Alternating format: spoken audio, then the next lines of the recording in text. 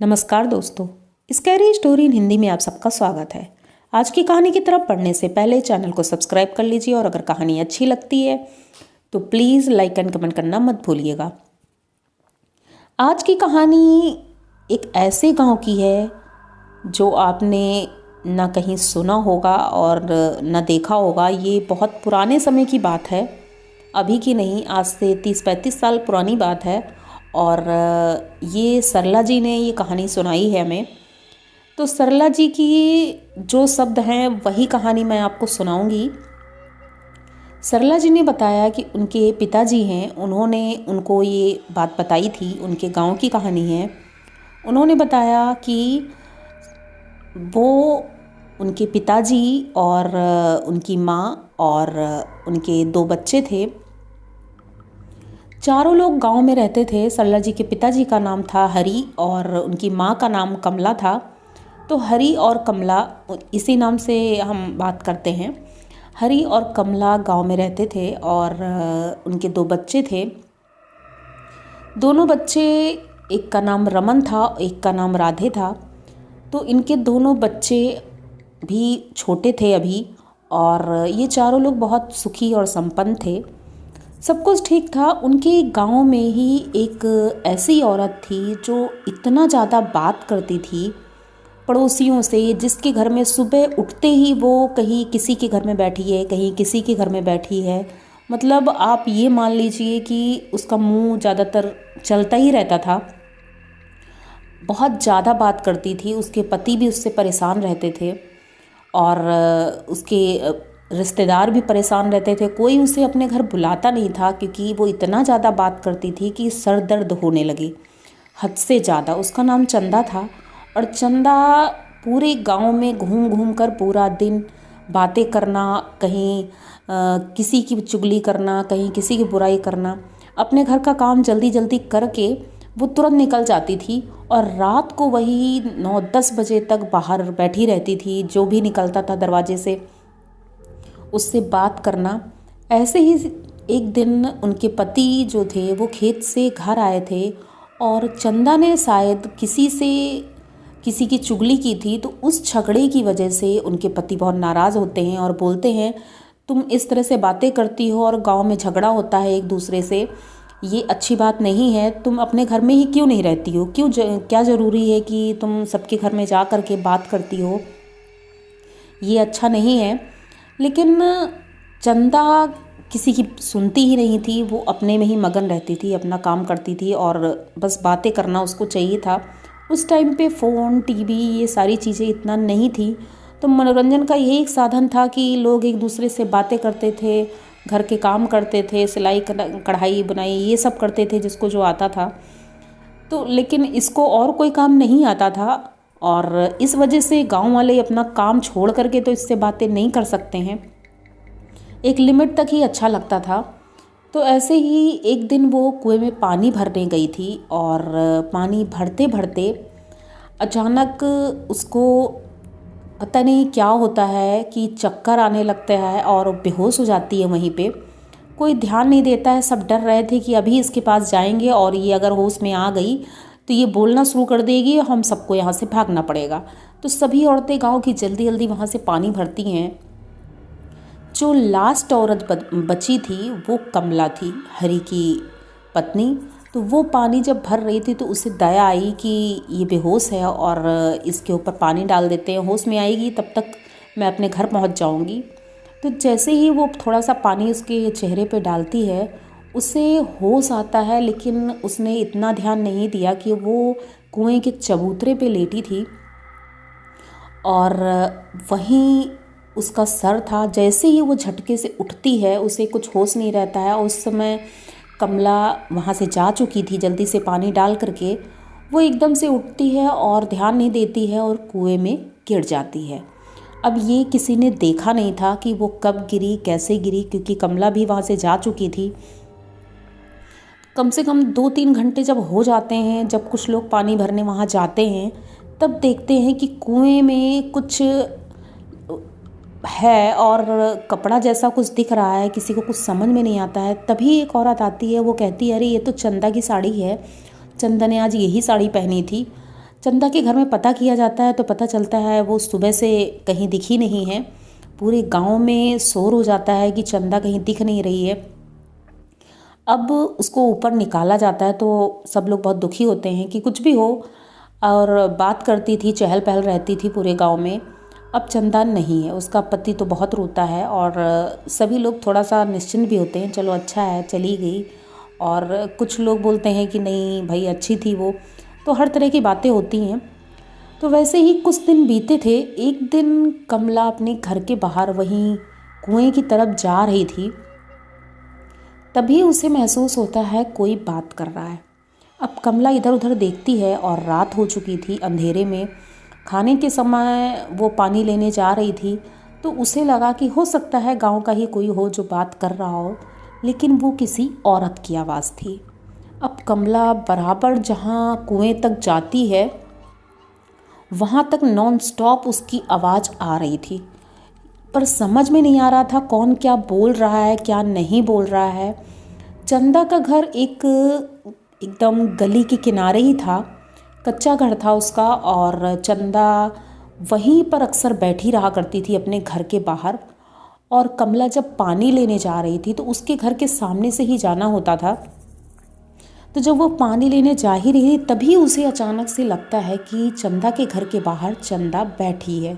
एक झलक इसने देखा दूर से कि जैसे वो बैठी रहती थी, कुछ ना कुछ काम करती रहती थी वहीं पर बैठे बैठे, तो वैसे ही वो बैठी है और काले रंग की साड़ी पहनी है उसने और बहुत चमकदार आँखें हैं उसकी। वो देख रही है और कुछ बोल रही है, लेकिन कमला को कुछ समझ में नहीं आता है। वो जल्दी जल्दी जाती है, पानी भरती है, पानी भर के तुरंत वापस आती है। और उसके बाद जैसे ही वो पानी अपने घर में रखती है, पता नहीं उसके सर में अचानक से दर्द होने लगता है। तो हरी जो उनके पति थे वो बोलते हैं कि क्या हुआ, तुम्हारे सर में दर्द क्यों हो रहा है? तो बोलती है पता नहीं क्यों, मैं पानी जब से लेके आई हूँ तो मेरे सर में दर्द हो रहा है। तो वो बोलते ठीक है आराम कर लो तुम, उसके बाद हम खाना खाएंगे थोड़ी देर बाद। तो बोलती ठीक है अच्छा। वो सोने जाती है। अब उसको पता नहीं क्या हो जाता है, अचानक से उठती है और खाना लगाती है। अपने पति से बोलती है कि आप तो मुझसे बात करते ही नहीं हो और मैं अकेली पूरा दिन यहाँ बैठी रहती हूँ। अब वो बात करना शुरू करती है, पूरी रात बात करती है। उसका पति तो सोने लगता है, वो बात करती रहती है, बात करती रहती है। सुबह 4 बजे तक वो बात करती है। जब 4 बजे इसको नींद आने लगती है और कमला सो जाती है, तब उसका पति उठता है और वो ये सोच रहा था कि ऐसा कैसे हो सकता है, ये तो कभी बात ही नहीं करती थी और अब इतनी बातें। अब कमला पूरा दिन सोई थी, किसी को ये चीज़ समझ में नहीं आई कि ऐसा कैसे हो सकता है। कमला जो 4 बजे सुबह उठ जाती थी, आज वो पूरा दिन सो रही है। पड़ोसी भी पूछने आए थे कि उसका स्वभाव बहुत अच्छा था, कम बोलती थी और काम बहुत करती थी। तो सभी पूछने आए कि तबीयत कैसी है, लेकिन उसकी तबीयत ठीक नहीं थी। उसको बुखार बहुत ज़्यादा था और आंखें नहीं खोल रही थी, वो चुपचाप लेटी हुई थी। पड़ोसियों ने मदद की और खाना वाना बना के दिया, उसको जगाया भी कि उठ जाओ, लेकिन वो कुछ बोल ही नहीं रही थी। तो हरी से बोला कि आप जाइए डॉक्टर को बुला के लेके आओ और इनको दिखाओ, शायद कोई ज़्यादा ही सीरियस बात ना हो जाए। तो हरी जाते हैं, डॉक्टर को बुला के लेके आते हैं और डॉक्टर चेक करता है तो उन्हें बताते हैं इन्हें वीकनेस है और कोई प्रॉब्लम नहीं है, दवा दे के चले जाते हैं। उसके बाद जैसे ही शाम होती है एकदम से उसकी आंखें खुल जाती हैं। 7 बजते ही वो दरवाजे के बाहर बैठ जाती है और जो भी निकलता था दरवाजे से वो उससे बात करना शुरू कर देती है। अब कमला का रोज़ का यही रूटीन हो गया था, शाम को 7 बजे से सुबह 4 बजे तक कोई ना कोई उसको चाहिए बात करने के लिए, और कुछ ना कुछ फालतू की बातें, पता नहीं कैसे, जैसे कि जो बातें चंदा करती थी वही बातें कमला करती है और आवाज़ भी बिल्कुल इसकी चंदा जैसी हो गई थी। सभी लोग, गांव के लोग यही बोलने लगे थे, सबकी कानाफूसी होने लगी थी, आखिर ये ऐसा क्यों कर रही है, कुछ ना कुछ गड़बड़ तो है। तो एक दिन जब इसकी तबीयत बहुत ख़राब हो गई और ये अब तो पानी यानी पीना भी इसने बंद कर दिया था, सबने बोला इसका पूरा शरीर पीला पड़ गया है, कहीं ऐसा ना हो कि इसके साथ कोई दुर्घटना हो जाए। तो इसको लेके किसी वैद्य के पास या किसी वो झाड़ फूँक वाले के पास लेके जाना चाहिए हमें। तो जब इसको लेके जा रहे थे झाड़ फूँक वालों के पास, तो उसी रास्ते से लेके जा रहे थे और वो दिन का समय था, दोपहर का 2 बज रहा था। जैसे ही लोग चलते हैं उधर से, तो देखते हैं चंदा के घर के बाहर चंदा बैठी है, और वैसे ही बैठी है जैसे वो हमेशा बैठती थी। और जब ये निकलने लगती है तो वो उठ करके सीधे आती है और कमला के पास खड़ी हो जाती है। कमला खड़ी नहीं हो पा रही थी, धीरे धीरे चल रही, उसको 2 लोग पकड़ के चल रहे थे और ये इसके सामने खड़ी है। और जो पकड़े थे उनको नहीं दिख रहा था कुछ भी, कमला को एकदम साफ दिख रही थी। और उसके सामने कमला इतना ज़्यादा स्ट्रॉन्ग फील कर रही थी कि जैसे बहुत ताकत आ गई है।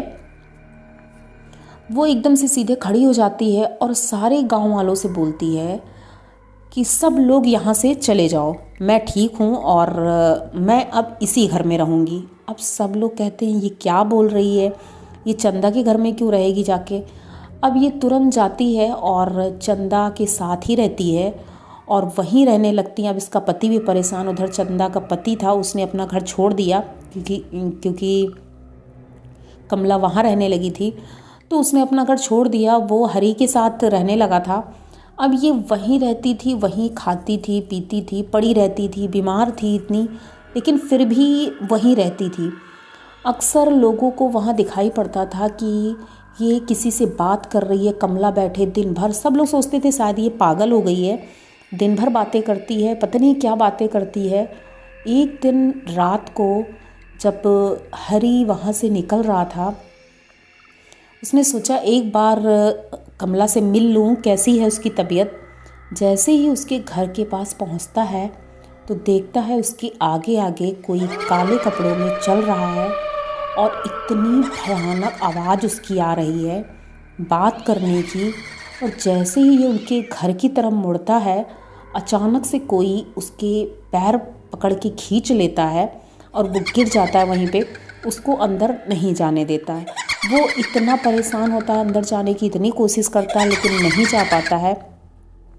तो वो तुरंत उल्टे पैर वहाँ से वापस आता है और अब बोलता है अब तो कुछ करना ही पड़ेगा। तो दूसरे गांव में एक पंडित जी आए थे, उनको बुला करके लेके आता है और उनको सारी बात बताता है कि शायद हमारी पत्नी के साथ कुछ गड़बड़ है। तो पंडित जी जब देखते हैं, उसको देखते ही बताते हैं कि ये चंदा की आत्मा है, इसके अंदर है और वही इसको परेशान कर रही है, क्योंकि कहीं ना कहीं कमला ही इसकी जिम्मेदार है, जो चंदा समझती है। उसने ध्यान नहीं दिया था, वो पानी डाल करके चली गई थी और तभी वो हड़बड़ाहट में कुएं में गिर गई थी चंदा। तो उसे लगता है कि वो कमला की वजह से मरी है, इसलिए वो कमला को परेशान कर रही है। अब पंडित जी बहुत हवन पूजा करते हैं, कलावा बांधते हैं और उसको होश में लाने की कोशिश करते हैं। तभी कमला की आंखें खुलती हैं और वो एकदम साफ देख पा रही थी कि चंदा सामने खड़ी है और कमला को घूर घूर कर देख रही थी। कमला माफ़ी मांगती है कि मुझे नहीं पता था और तुम्हारी मृत्यु ऐसे हो जाएगी। मैं तो तुम्हें होश में लाने के लिए, मैं तो तुम्हारी मदद कर रही थी, लेकिन मेरी ये गलती है, मैंने ध्यान नहीं दिया, मुझे माफ़ कर दो। चंदा पता नहीं माफ़ करती भी है या नहीं करती है, लेकिन हाँ उस तरह से फिर वो गुस्से से कभी भी उसके पास नहीं आई है। और कमला अब ठीक है, पंडित जी का शुक्रिया किया उन्होंने और पंडित जी ने बहुत मदद की। आज तो इतनी उम्र हो गई है हरी और कमला जी की कि सरला जी ने बताया कि ये दोनों लोगों ने कहानी हमें इतनी बार सुनाई है, मेरे दादाजी ने और दादी ने, कि अब तो याद हो गई है कि ये बात वो कभी भूल नहीं सकते हैं। उनके साथ इतना सब कुछ हुआ था, पर हाँ उसके बाद उस गांव में ऐसा कुछ नहीं हुआ और चंदा शायद उसकी आत्मा को शांति मिल गई थी। उसे पता चल गया था कि गलती कमला की नहीं थी, तो अब सब ठीक था और कमला जी भी ठीक हैं। तो आप लोगों को अगर ये कहानी अच्छी लगी हो तो प्लीज़ चैनल को सब्सक्राइब करिए, लाइक कमेंट करिए, शेयर करिए। इसी तरह नई और अनोखी कहानी लेकर मैं आती रहती हूँ। तो मिलेंगे किसी नई कहानी में। Thank you.